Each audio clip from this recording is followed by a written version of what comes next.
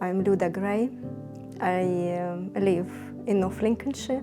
I work in North Lindsay College. I moved here in 1999. And first time we came to Britain, I thought we only come for 1 year, for my son to learn language. I enjoy life here because this area of Britain looks like the area I was born in Ukraine. I was born in Khmelnytsky region in Ukraine.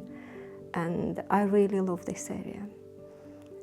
Because even when my mom come to visit me, she've noticed, oh my God, this plant is like in Ukraine.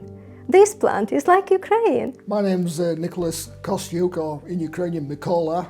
My father, who came over after the war in 1948, started working in Otterburn before we came down to Scunthorpe to work on the steelworks. Я народилася в Україні, Донецька область.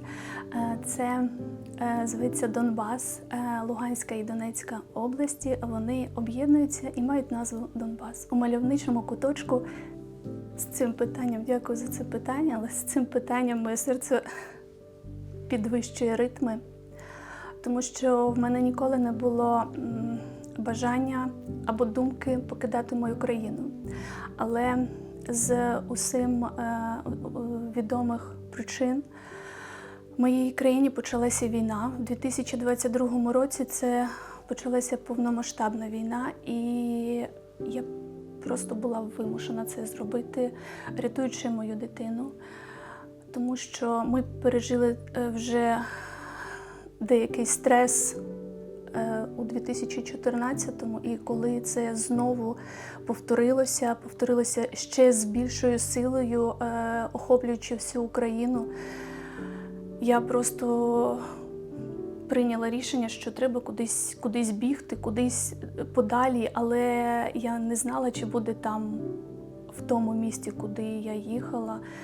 Ми виїжджали з моєю дитиною з рюкзаками і тримаючи одна одну за руки евакуаційним потягом, який був переповнений, який в одному купе містив 4 чоловіки, а в той час то було усі 11-12 літні люди, діти, тварини. Ми просто рятувалися і біжали, і не знали, куди ми їдемо. І коли ми повернемося, і що чекає нас у майбутньому, на жаль.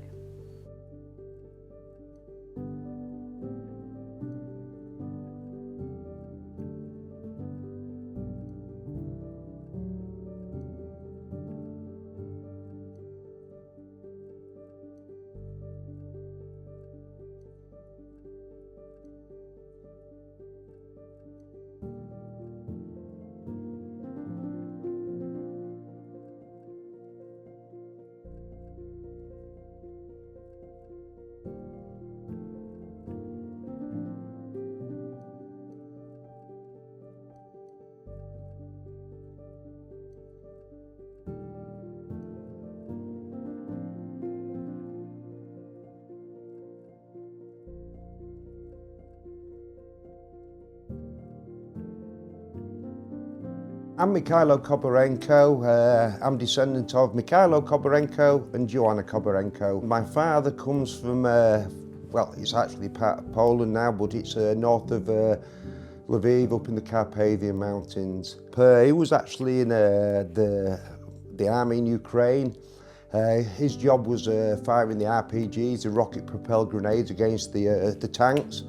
One night, him and his battalion went out to fight against the Germans. My dad was shot 3 times in the leg. He basically pulled a body over him, played dead. 3 days later, they were captured by the German soldiers, put in a concentration camp for around 6 months in a part of Germany. The British liberated that concentration camp, and there was about 1,000 Ukrainians in there. And when they found out they was fighting against the Germans, a lot of these Ukrainians jumped on with the British infantry. One of my dad's main jobs was running across the trench tops, taking food, ammunition, keeping the soldiers right. My dad was all over Europe, North Italy, Austria, Switzerland, France, Germany, basically going out and stealing stuff to keep the British Army fed and to keep it fighting. The British Army brought these guys, these Ukrainians, back to England because they were classed as Russian spies, British spies. They would have been shot. So they came here, they was put in a holding camp until really the British government could decide what they was going to do with these guys. Then after a while, you know, they were released in the community. They came to Scunthorpe because there was lots of work here. The Ukrainians all gathered together, they chipped in money, they bought a house, 10 of them living in one house, then they chipped in, bought another house, and that's really how we got here. I come from the west of Ukraine, a little town called Ternopil. My first visit to UK was when I was just turned 18 years old, because in Ukraine I studied to be an English teacher.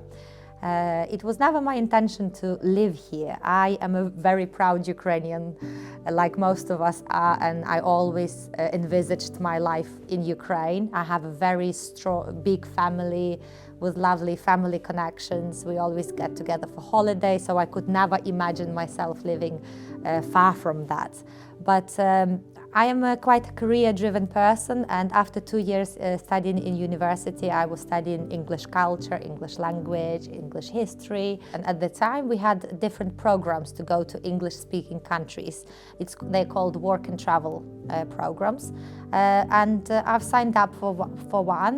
It was half a year program, but I bought myself tickets to go back a month earlier. Your destiny knows better. We started living in England. Michael can speak Ukrainian, and it was a logical choice for us. So, because we could lead a normal family life. So, but every year, twice a year, very often, we would go back to Ukraine to visit my family for a family fix. We loved going back. It's a very upbeat, cheerful country. It's a country where people don't make plans for future, they enjoy today. It's a country where you can come today, call all your friends, and they'll be around tonight. They don't think, oh, we've got work tomorrow. You know, the people don't have calendars. The vibe is much more relaxed. So when the war started, as I said, I was in England at the time. It was very scary because Putin made it very clear that his intentions were to take Kyiv in 3 days. So obviously I encouraged my family to come, but they have that position where we are not leaving, because if we leave, he won. I was working as a teacher for 12 years. As soon as I graduated from university, I came back to my native town.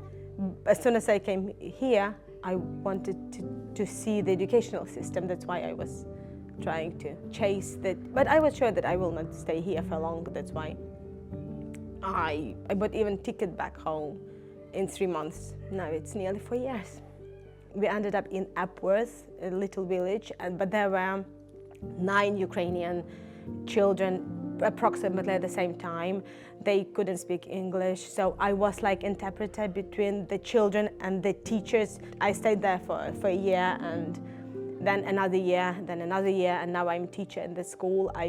I'm very proud of that, because if somebody would tell me a few years, like 4 years ago, I wouldn't believe. It wasn't even in my dreams that it would happen. I was on the right place, on the right time. My dad was Michael in English. My dad spent most of the war in a forced labour camp in Germany. And in 1945, when Germany surrendered, he was in what became the British zone of occupation. So for 3 years, he was then in a displaced persons camp.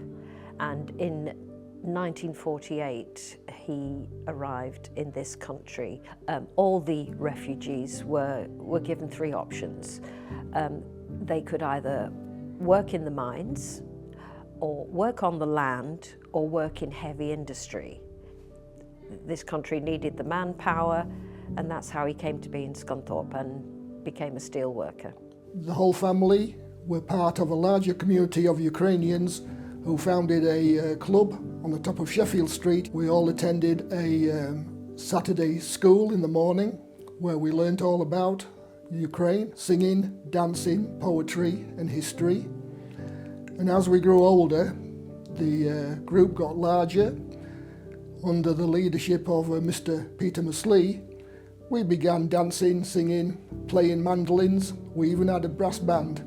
I remember in the early 70s we had the dancing group performing at Nornby Park. It was the National Folklore Festival, and in front of a crowd of hundreds we took to the stage with our swords and our flags, and it was funny to tell everybody that we were the Cossacks from Scunthorpe. It was so close and so knit, and they had so much fun, and they promoted the goodwill and everything. I think it was just the awe of the time and everything. I can remember me up on the stage in my Ukrainian shirt, my red trousers, my boots, getting the Christmas gift of Father Christmas. I think also what I remember is the happiness and the joy, and you walked in, there was always something going on, and that hall was massive, and it was always full of people, full of laughter, full of song and full of food. It was a really good time. We used to spend so much time in there, when we started drinking, it was our port of call on a Friday and Saturday night, straight to the Ukrainian club, our Ingerbrow beer. Dad used to be sat around the table with all his mates, and around was a bottle of vodka, or a bottle of Krupnik, or a bottle of Vishnuvka. It wasn't beer, it was a bottle. Then when you drunk that bottle, it was the next man, but we never seen them drunk. I wish them times were still here. I maybe shouldn't say, but a lot of Ukrainians used to make their own vodka or spirits. I mean, we used to call it was called samahonka.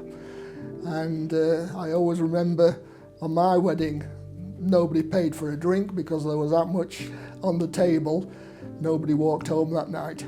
I was really young, probably no older than 5, but I can always remember the weddings, the food. I close my eyes now and just food everywhere and laughter, and the Christmases, the food was unbelievable, and the community spirit, it was heaving. It was packed to the rafters. Every Ukrainian that was in Scunthorpe and in the area was in that club.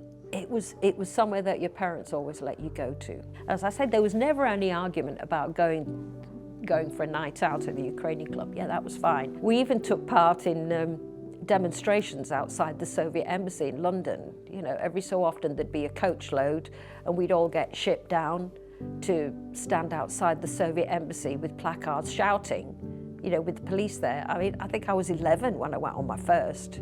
And it was a youth movement, to bind us, the generation of Ukrainians born in this country. It was to bind us and strengthen that connection to the old country. We were blessed with young generation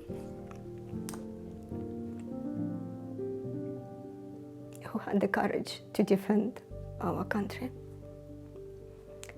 And until now, this little country showing resistance, great resistance. When I was teaching, I began to meet some of the children of what I refer to as the old Ukrainians, the descendants of those who came at the end of the Second World War.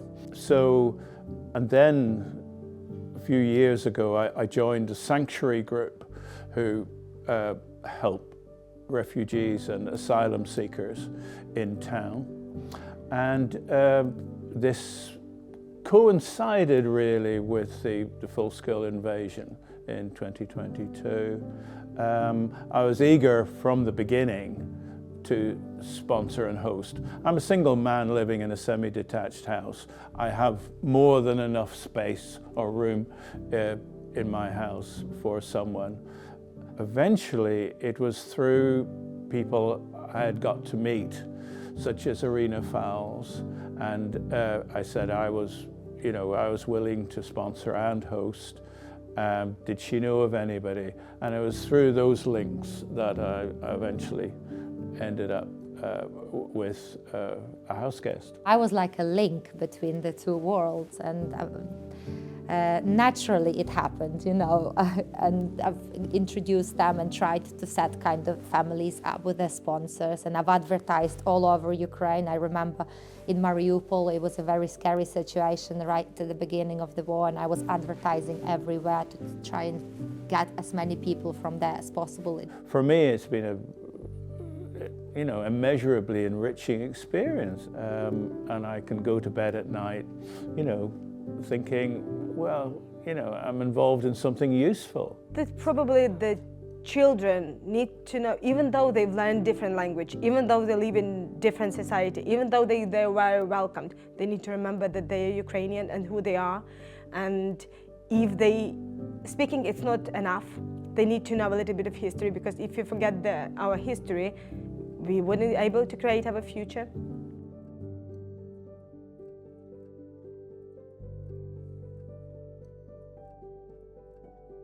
It's just great that we have this opportunity to come together and celebrate our country. I drive from Hull to Rotterdam with my friend. We drive from Rotterdam to the Polish-Ukrainian border, from there to Kropyvnytski, to the hotel, to an orphanage to donate goods for an orphanage, from there down to Odessa, to a charity that looks after wounded soldiers, lots of aid from them, from there to Zaporizhzhia, to 2 frontline charities, back from there to Kropyvnytski, to donate a van, then trains, planes and automobiles, back to England. I think if I hadn't been a part of that community, I maybe wouldn't be doing this. We've got history, we've got our language, we've got our traditions, and we just want to be. That's all we want. We just want to be, we want to live, we want to develop, and we want to have a right to be called Ukrainians and to speak Ukrainian. Keeping it alive means we haven't lost. Means that we have got future. Я бажаю процвітання своїй країні. Я бажаю, щоб ніяка країна світу не знала, що таке війна. І ніяка людина не знала, і ніяка дитина не знала, що таке втратити місце, де вона народилася, де вітає навіть дух її родини, її корні, і культура, її традиції. Я бажаю миру на цій планеті усім людям, і розуму, і мудрості, і людяності, і співпереживання, відноситись один до одного гідно, як належить відноситись до людини.